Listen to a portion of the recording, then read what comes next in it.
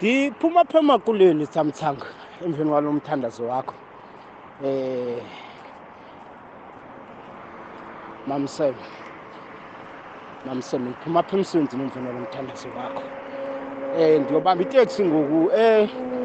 Ubona ke la majoni wezulu asikhwazile athi makisihambeni siyongena phayana esixekweni ngentsimbi yesixhenxe. Anomyalezo awuthethayo Samsange. Umyalezo othi make siyobuza abantu impilo uba emveni koba kuthiwe masingene ezindlini silinde kude kusithele ukubhavuma sizivalele iyashiyeka injani impilo.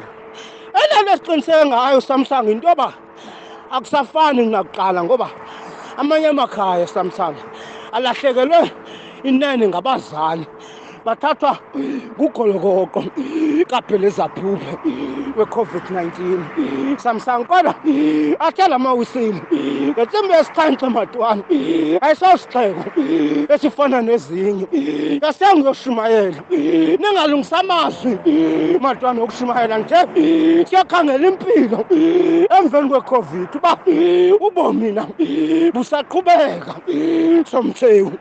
Uthe apha ngolwesihlanu ithembekile ke yona inkosi eyakunigcina kuyinkohlakalo inizimasa.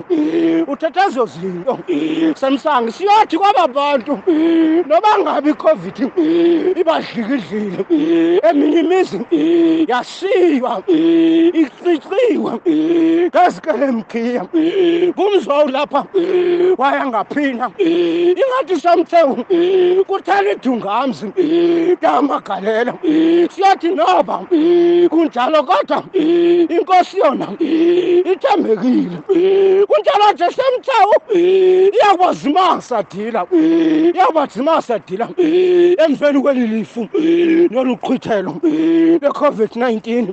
Mhlawumbe abanye naxa beva ingoma yecawa isitsho esitratweni ihlokoma uzawuthi kodwa umama weyinxiba labhati emhlophe, umama weyinxiba labhati ephepulu okanye ebovu asadlo sisazela uba kanenoko umama wemka. Zange ndiphinde ndiye ecaweni nxa yokuphelelwa lithemba kuba i-COVID-19 isuke yamthatha kangokuphazima kwelihlo. Siyathi kwaba bantu noba kunjalo siyobabiza impilo sibaxelele into yoba ngaba ithembekile ke yona inkosi eyawunizimasa inigcine kuyo inkohlakalo.